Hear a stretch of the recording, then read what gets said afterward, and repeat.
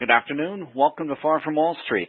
This is Michael McCall for June 13th, 2017. Well, across the cover of Barron's, the venerable Financial Weekly, and in the pages of the Wall Street Journal, the nation's premier financial daily, alternative facts ran rampant last week. According to Barron's, consumers are not opening their wallets.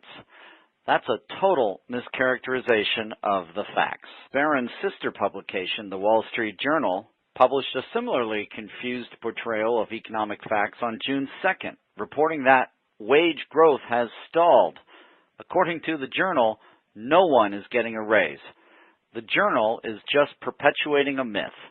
Here are the facts. Barron's and the Wall Street Journal did not report using inflation-adjusted figures, which are shown here. Real after-inflation data is what matters most in analyzing wage growth and consumer spending. At 3.2%, real consumer spending is just 0.3% short of the 3.5% after-inflation compound annual growth rate of the last economic expansion. Demographic trends are the likely reason for the 0.3% difference, because aging baby boomers are spending less in retirement. It's hard to understand how Barron's overlooked the real data and the real story. And the Wall Street Journal report portraying stagnant wages ignored the real story shown here.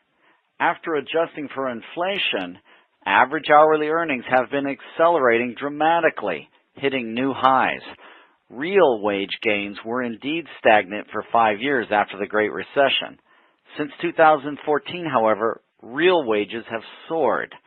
Wage stagnation is a fiction that the nation's financial press has not caught up with yet.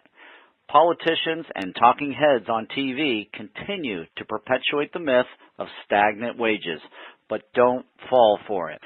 Now, the reason why growth in real wages and real spending by consumers are important is that about 70% of economic growth comes from consumer activity. Fortunately, the stock market does not seem to be buying the alternative facts. Stock prices have been hitting new all-time highs for weeks.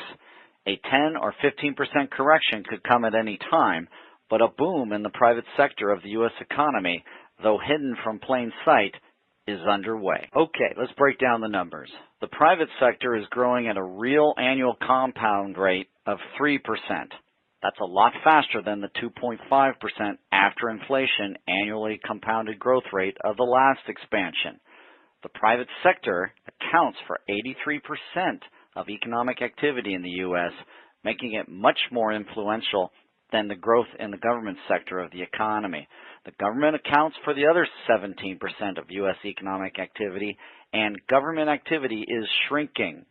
Declining government spending and consumption since the recession ended in early 2009 has been a drag on overall U.S. GDP growth.